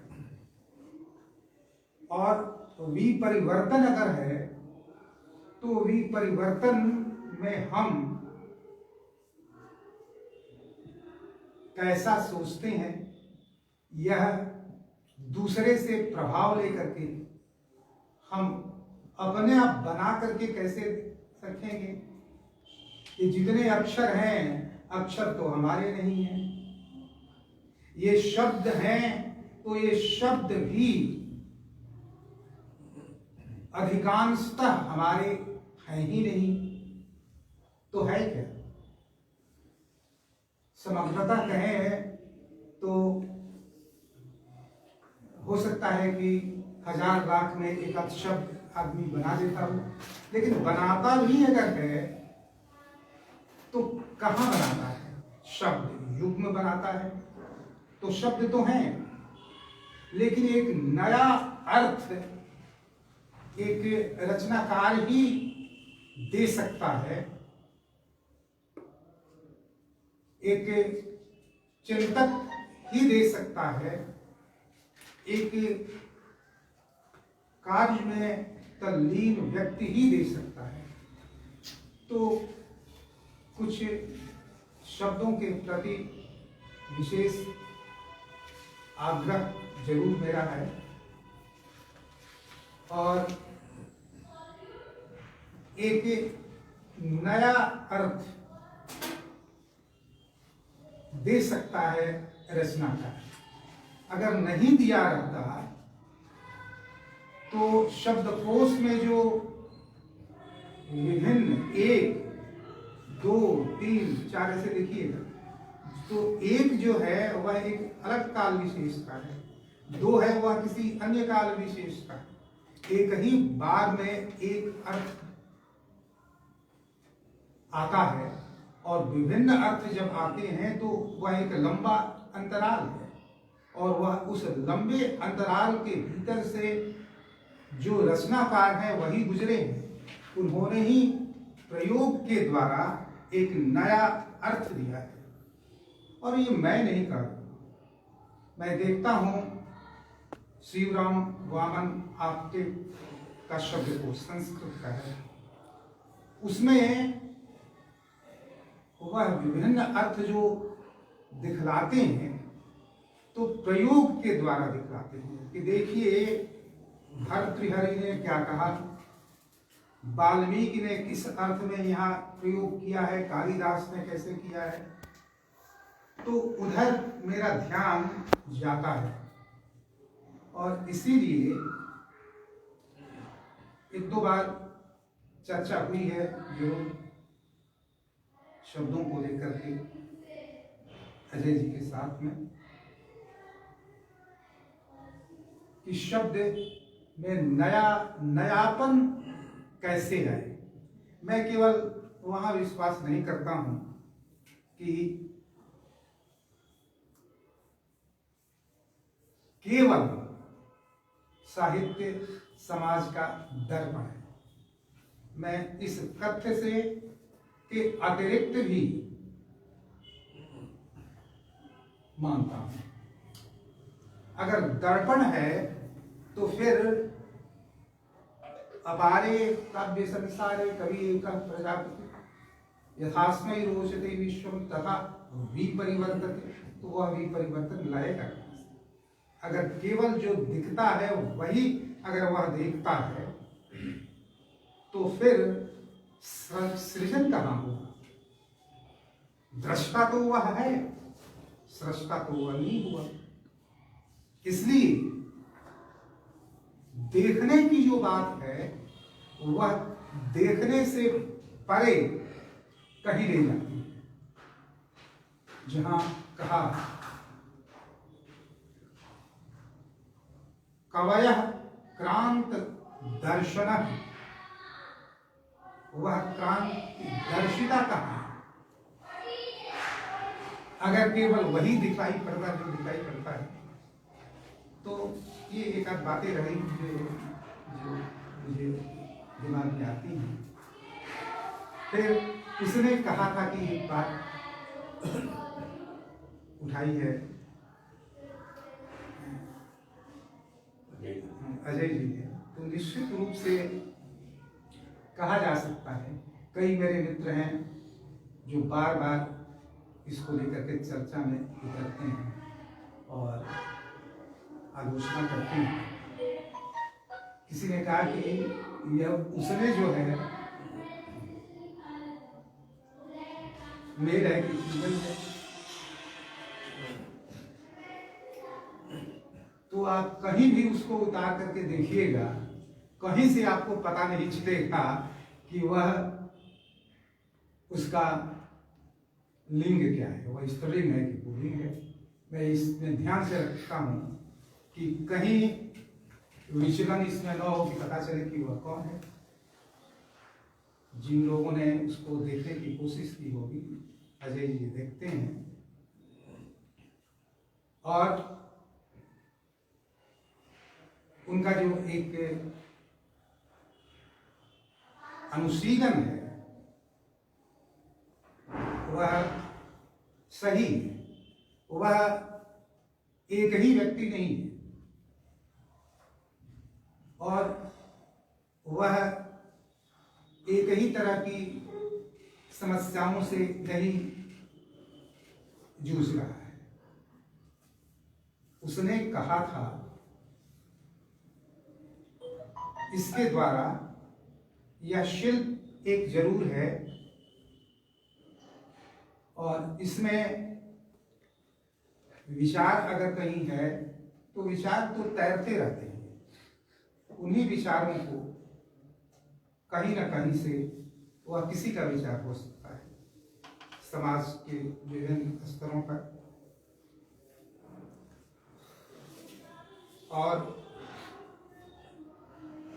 एक कवच का भी काम करता है।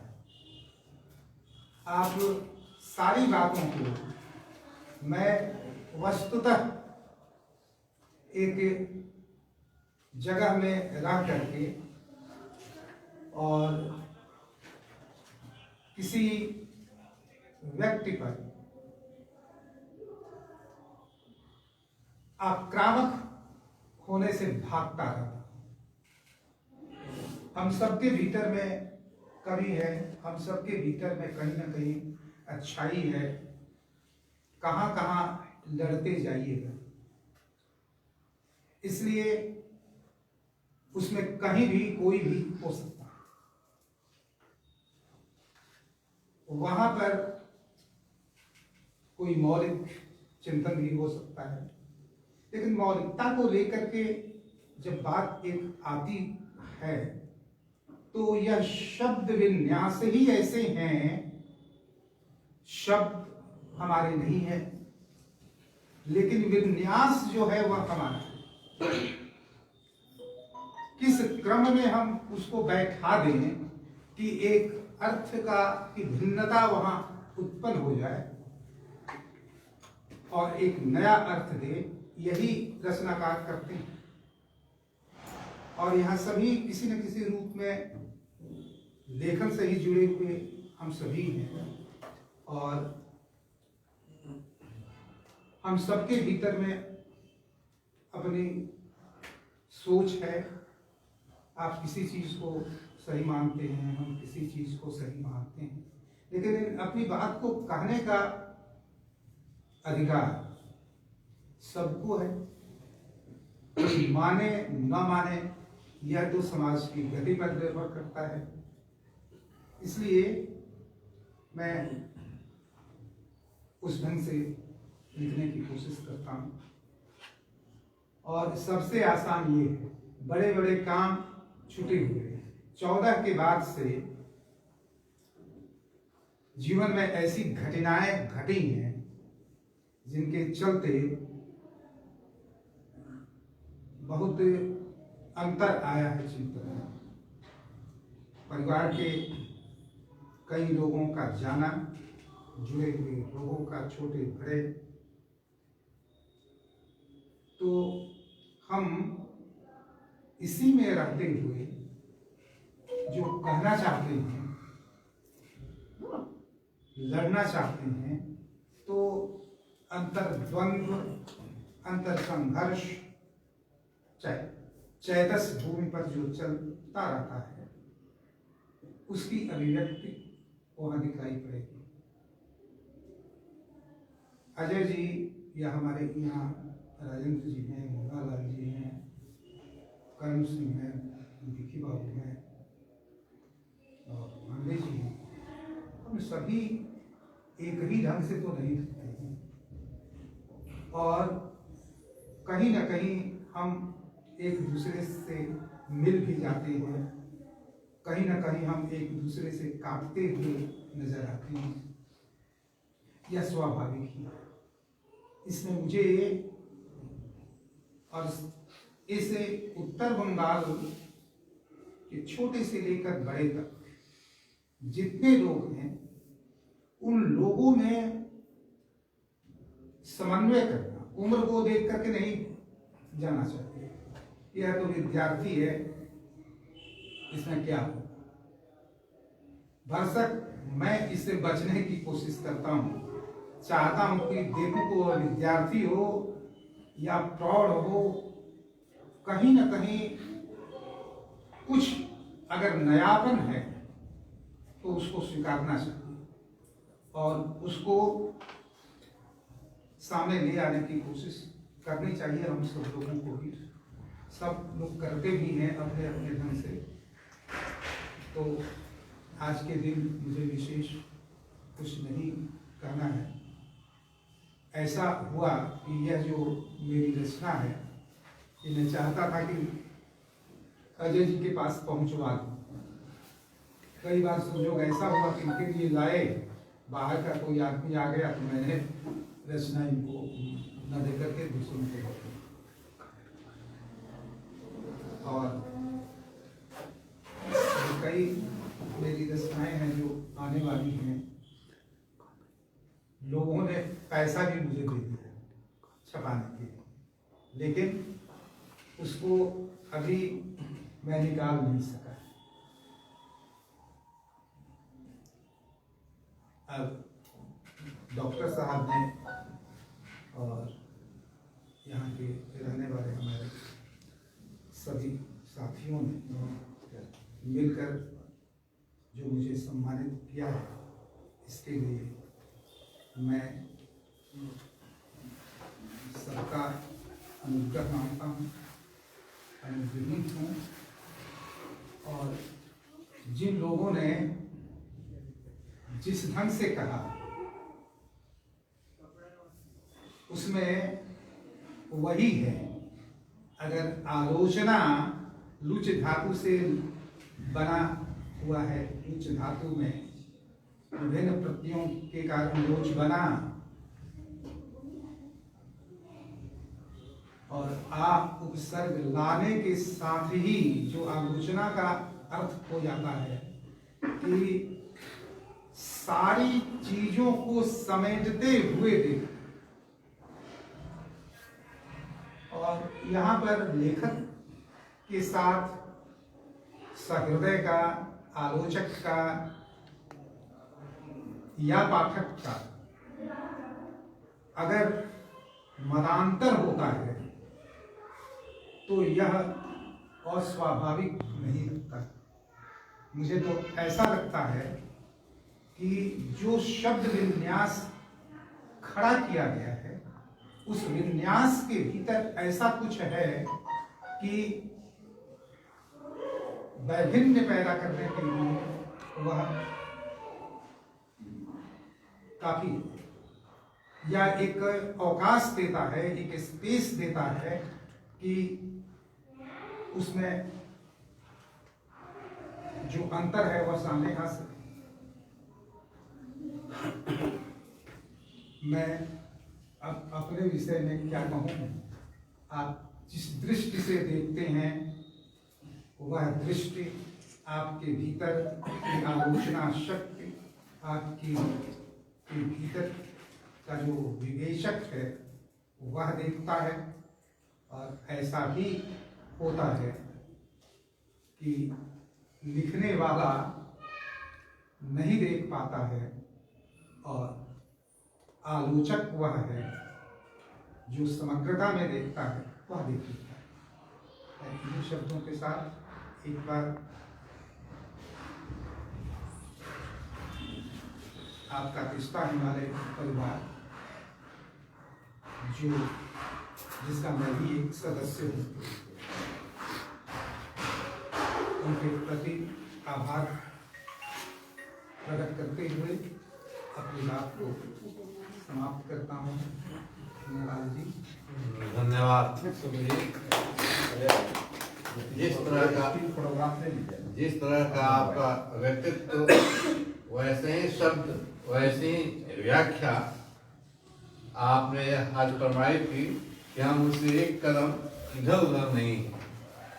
तो बहुत सारी बातें हुई और मैं निवेदन करूंगा, शुक्ल जी की सबसे बड़ी विशेषता क्या है, उनकी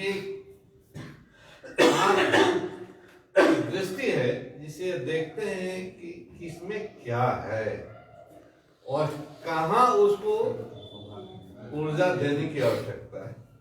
मैं अपनी ही बात बताऊं, एक बार ऐसा क्रम आया मेरे साथ, अलीपुर से आना या रात के समय ट्रेन में, और बार बार पूछते थे कि अरे कुछ लिख रहे हैं आजकल, अरे क्या लिखो भाई, रात दिन तो ट्रेन में सफर कर रहा हूँ। सुनते सुनते बराबर पूछते थे, मैं क्या जवाब दूं। लेकिन उन्होंने बैठा कहा कि बताइए, आप यह रूटीन जो है चेंज नहीं होने वाली है, जीवन चर्चा यहीं आती रहेगी और जीवन की अवधि निर्धारित है, यह समाप्त होती जा रही है। यह कब तक बहाना अपने से कीजिएगा, अपनी ऊर्जा को कब आप व्यक्त कीजिएगा। और मैंने जब इस पर विचार किया, मुझे लगा कि बात तो सही कर रहे हैं, यही हमारे साथ रहना है। तो जो मैंने अब चिंतन के बाद परिवर्तन किया इनके कहने पर बार बार बाधित होकर, और उसके बाद जब फिर शुरू हुआ उस यात्रा को ही मैंने अपना समय बना लिया और लेखन शुरू किया, तो आज निरंतर मैं उसमें आगे निकल रहा हूँ। जो मेरी निष्क्रियता आ गई थी यह कहकर कि ट्रेन में समय का है, ट्रेन को ही मैंने मान लिया कि मेरा घर है, और मैंने उस समय का उपयोग करना शुरू किया, वह उपयोग करना शुरू किया, और इतना उपयोग किया कि शायद मुझे भी उम्मीद नहीं थी इतना उपयोग में इनकी भूमिका रही है। बार बार मैं यह कहते, इस बात को रखते, न मेरी और सक्रियता बढ़ती। तो इस तरह के शुक्ल जी जो मैंने महसूस किया है, शुक्ल जी के पास जाइए, बहस करेंगे कि शब्द को लेकर उसकी व्याख्या करेंगे, और इस तरह उसकी व्याख्या करेंगे कि उस पर एक नया चिंतन आपके पास आएगा। तो इस तरह का व्यक्तित्व है, और इन्हें सम्मानित करना, मैंने पहले ही कहा कि पूरे सिलीगुड़ी का सम्मान है यह, और डॉक्टर राजेंद्र सिंह का सम्मान तो ऐसा ही होता है, ऐसे व्यक्तित्व को ही चुनते हैं जो बहुत ही महत्वपूर्ण इस समाज का अंग है, साहित्य का अंग है, जिसकी अहम भूमिका होती है। तो उनका चुनाव ही ऐसा होता है। इसलिए कोरोना काल में भी यह इस तरह का कार्यक्रम आयोजित करना, मैं पहली बार ये सार्वजनिक रूप से, मैंने ऑनलाइन तो मैं लगातार कार्यक्रम करता रहा, पहली बार डॉक्टर साहब की इस कार्यक्रम में कि इतने लोगों के बीच बैठकर कार्यक्रम कर रहा हूँ। नहीं तो मैं, याद है कि मार्च के बाद में ऐसे 5 आदमी के बीच जाकर बैठ कोई कार्यक्रम किया, मुझे याद नहीं। तो ये डॉक्टर साहब का प्रेम है, और इस तरह का इन्होंने कार्यक्रम किया, उसमें न भी आए ऐसा संभव नहीं है, आना ही है, क्योंकि इस तरह के कार्यक्रम में नहीं आएगा तो कहाँ जाएगा व्यक्ति। तो डॉक्टर साहब के बारे में जो जिस तरह डॉक्टर साहब हैं, शायद यहाँ के ऐसा कोई नहीं होगा जो नहीं जानता हो डॉक्टर साहब। एक क्रांतिकारी व्यक्तित्व हर क्षेत्र में, साहित्य का क्षेत्र हो वहां भी, पत्रकारिता का क्षेत्र हो वहां भी, समाज हो वहां भी, सृजन हो वहां भी, हर जगह एक इनका अपना दृष्टिकोण है। तो इसी दृष्टिकोण के तहत आज इन्होंने शुक्ल जी को सम्मानित किया, और इसके लिए डॉक्टर साहब को भी बधाई तो शुक्ल जी को है ही, और आज का जो अंत अध्यक्षता के रूप में जो हमारे बीच उपस्थित हैं, जो जैसे कि डॉक्टर साहब ने कहा कि कैसे ये गुरुवर भी रहे हैं, और शुक्ल जी को तो जानते ही हैं, डॉक्टर साहब को बचपन से जानते हैं। तो शुक्ल जी अभी सबसे नजदीक अगर कोई मित्र है अगर सिलीगुड़ी में शुक्ल जी का, तो अभी प्रसाद वीरेंद्र, डॉक्टर भिक्की प्रसाद वीरेंद्र। और भिक्की प्रसाद वीरेंद्र ऐसा व्यक्तित्व है कि नया आकाश के माध्यम से सिलीगुड़ी का एक परिचय पूरे देश में दिया साहित्यिक क्षेत्र में। आज भले नया आकाश बंद है, लेकिन आज भी बहुत लोग नया आकाश को जानते हैं, उसकी चर्चा करते हैं। तो यह अकेले वैसा व्यक्तित्व, जब साहित्य की यहाँ चर्चा कम थी, वैसे समय में उस पत्रिका को निरंतर निकालना और राष्ट्रीय स्तर पर ले जाने का काम किया है डॉक्टर भिक्की प्रसाद वीरेंद्र ने। और वह आज हमें गर्व है कि उन्हीं की अध्यक्षता में हम लोग यहाँ उपस्थित हैं। तो मैं निवेदन करूंगा कि शुक्ल जी के संबंध में अपने विचार रखते हुए अध्यक्षीय वक्तव्य को भी आप रखें।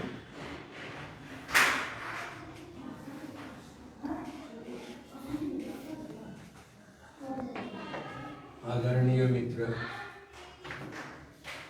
श्री देवेंद्र नाथ जी, राजेंद्र सिंह जी, डॉक्टर मुन्नालाल जी, डॉक्टर ओम प्रकाश पांडे, डॉक्टर अजय साहब एवं करम सिंह जैन तथा बाकी सभी लोग उपस्थित हैं, सुधीर, सभी साहित्य प्रेमी हैं। और देवेंद्र नाथ शुक्ल से घनिष्ठ रूप से जुड़े हुए हैं।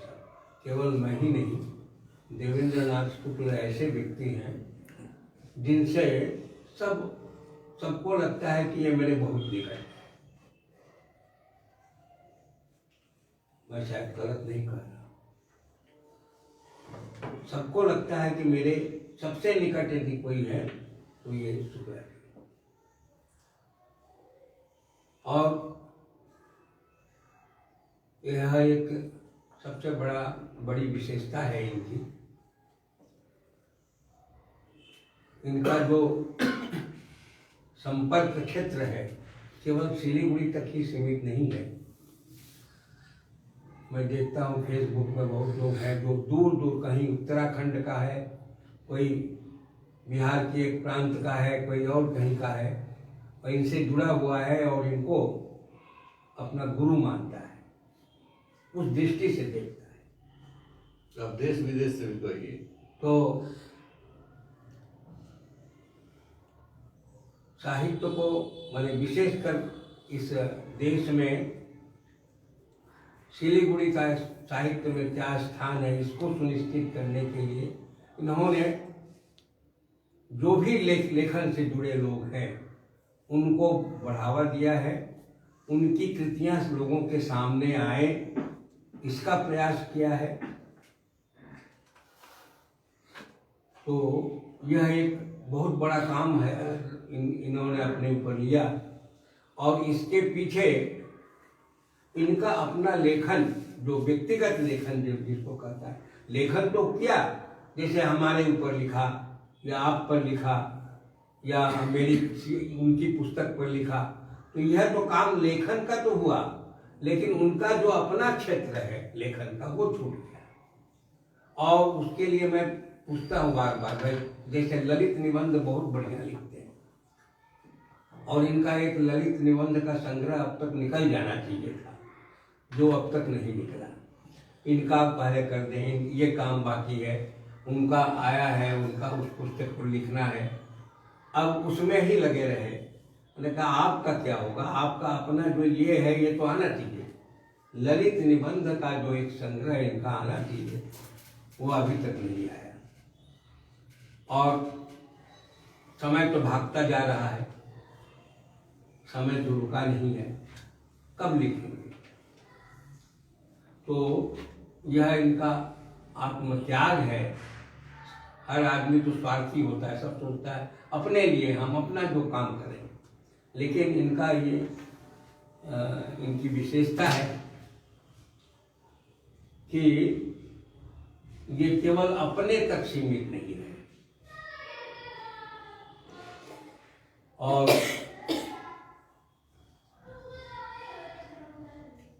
बहुत जिनसे विशेष करके जो घनिष्ठता हुई मेरी, मैं वहां से शुरू करूं। मेरी एक पुस्तक की समीक्षा इन्होंने लिखी थी, मैं उनके साथ नहीं हूँ, काव्य संग्रह निकला था भारत दर्पण में। माटी की नहीं, वो तो बाद में आया। उसको पढ़ा मैंने भारत दर्पण में, तो मुझे लगा कि मैंने मेरी उस स्थिति के साथ जो न्याय किया है इन्होंने, लगा कि हाँ, क्योंकि सभी ने न्याय नहीं कर पाते। मैं सेटिस्फाइड था कि मैं जैसा जिस प्रकार का मैंने जिस भावना से लिखा उसको इन्होंने पकड़ा। उसके बाद अंतरंगता बढ़ती गई बहुत। फिर मेरी प्रतिनिधि कविताओं का संकलन इन्होंने निकाला, उससे मेरी पहचान बनी। वह उसमें उनकी भूमिका या जिन कविताओं का संचय उसमें संकलन इन्होंने किया। अपनी मेरा उसमें कोई, मैंने अपना कोई आग्रह नहीं दिया। इन्होंने अपने पसंद से सारी कविताएं चुनी और उसमें भूमिका लिखी।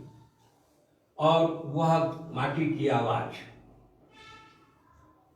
उस पुस्तक ने एक पहचान बनाई सारे देश में।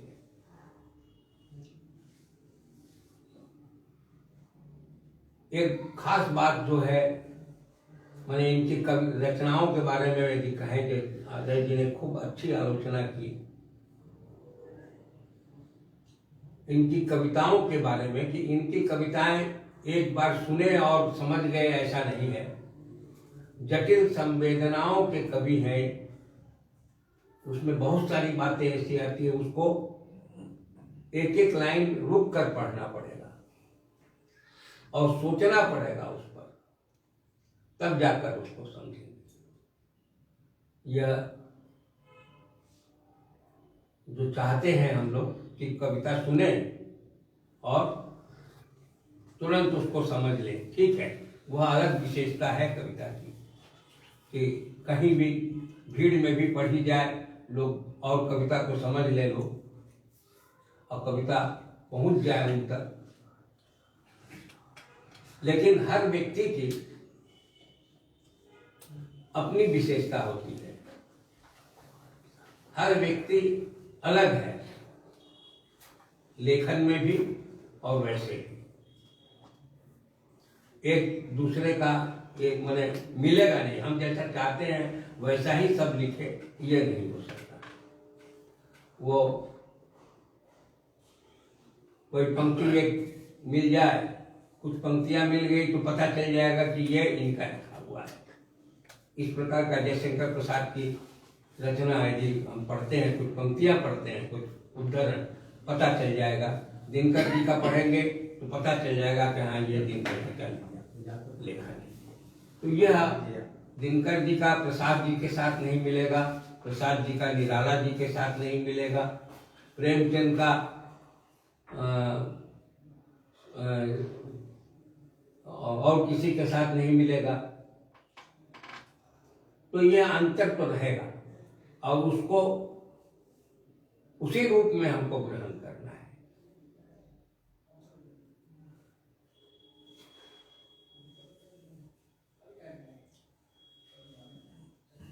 विचार के क्षेत्र में माने जैसे है, बहुत बार मतभेद होता है लोगों का कि ये अमुक विचारधारा के हैं, ये अमुक विचारधारा के हैं। वो एक दृष्टिकोण पूर्वाग्रह बन जाता है और इसके कारण हम ठीक से जज नहीं कर पाते। शुक्ला जी में यह नहीं है, यह पूर्वाग्रह माने जो विचार से बंधे हुए जो कहा जाता है ना। एक मैं पढ़ रहा था अभी दिनकर जी पर, भवानी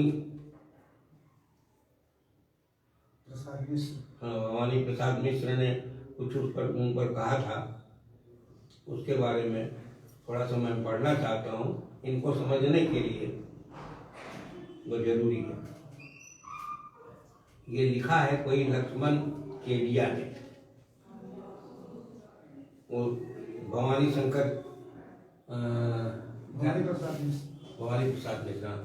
प्रसाद मिश्र के साथ गए थे दिनकर जी से मिलने। तो उस समय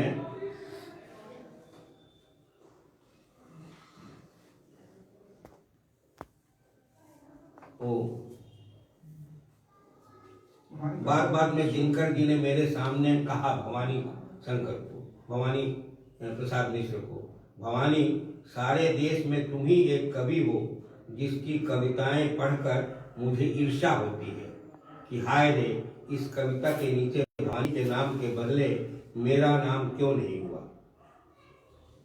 तुम्हारी कोई अप्रकाशित कविताएं हो तो लाओ, उन पर मैं अपने हस्ताक्षर करके अपना मन ठंडा कर दूं। ये दिनकर जी ने भवानी प्रसाद से कहा। तो मैं कभी भवानी दा को देखता हूं तो कभी दिनकर जी को। भवानी दा का रखा है भवानी दा की आंखों में अविरल आंसू है, दिनकर जी के होठों पर अविराम आशीर्वाद। सबसे ज्यादा लाभ में मैं, बंदा लोचन लाभ ले रहा है, दोनों को पता भी नहीं।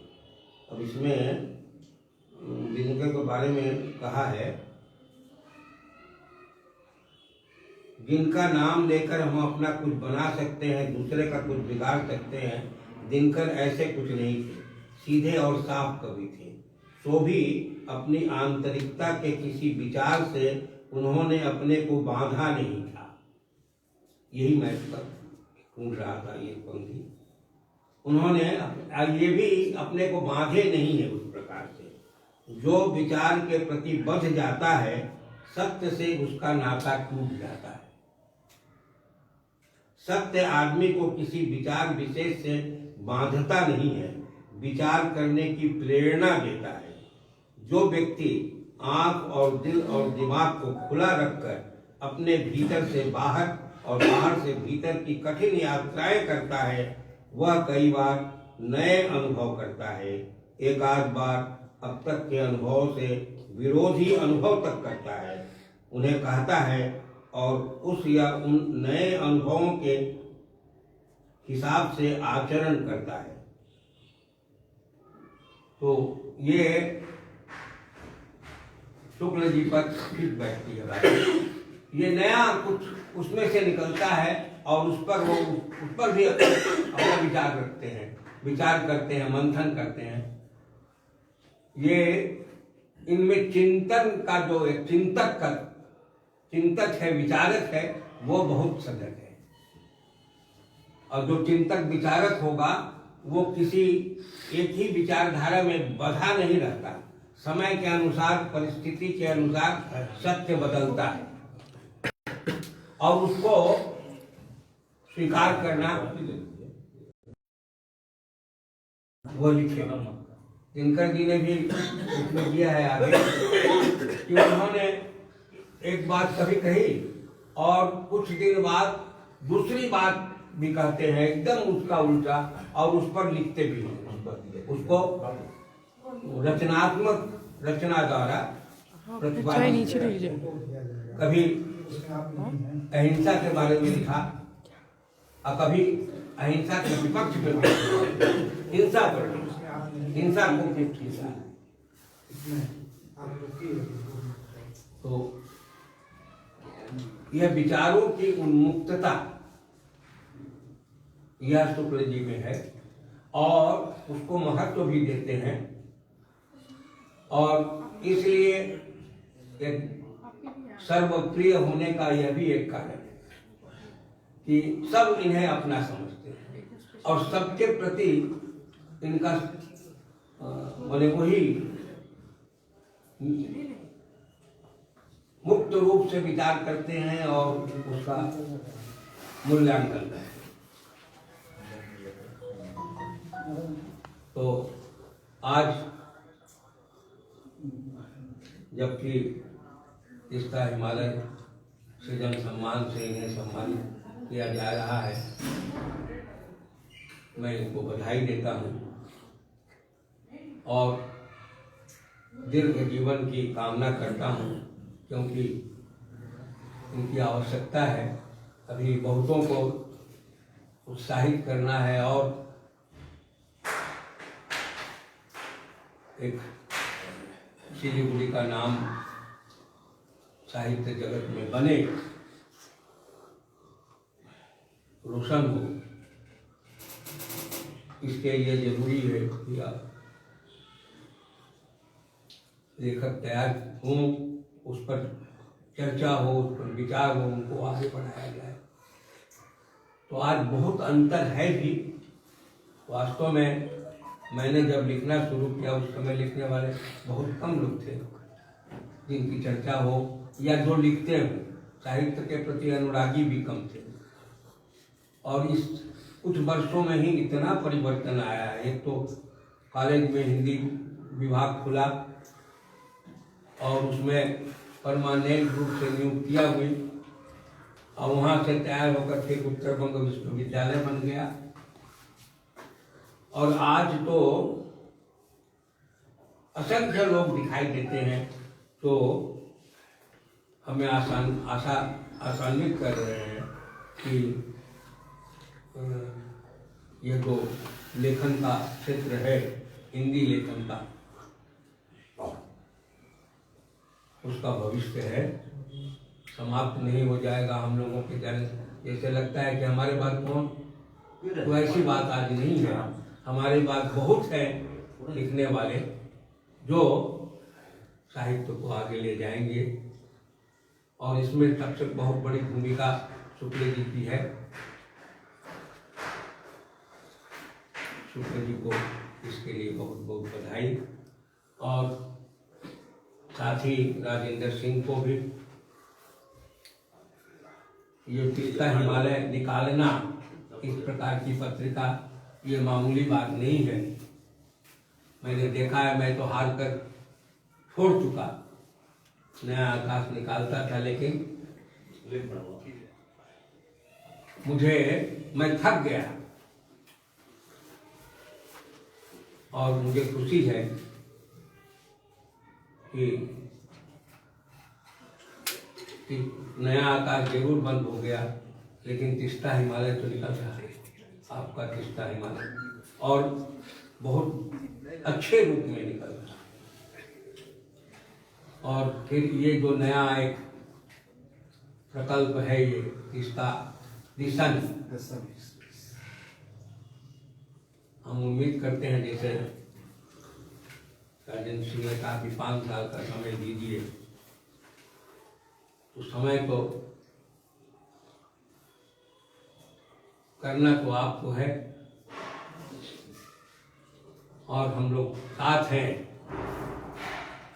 यहाँ से भी इस प्रकार का एक राष्ट्रीय स्तर का चैनल निकले, यह हम लोगों के लिए गौरव की बात होगी। इसके लिए शुभकामनाएं। धन्यवाद और यह कार्यक्रम आज का जो आयोजन हुआ, आयोजक को धन्यवाद, आयोजक डॉक्टर राजेंद्र सिंह और आज के जो मुख्य हैं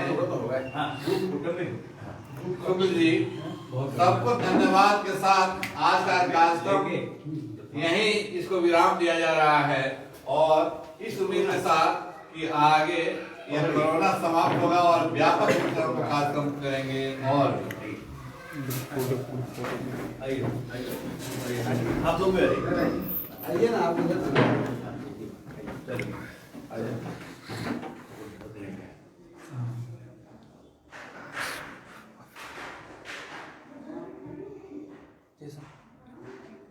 स्टिल ये है इसी प्रोग्राम को पालन वो भी चल रहा है, न्यूज में देखिए, वीडियो वाला नहीं चल रहा है। वो तो चल ही रहा है। बहुत बढ़िया कार्यक्रम हुआ, छोटे में छोटा नहीं है। जगह छोटी है, कार्यक्रम आपको यही लोग हैं। हाँ, वही तो ये जो टेक्निकल ये कुछ है, 144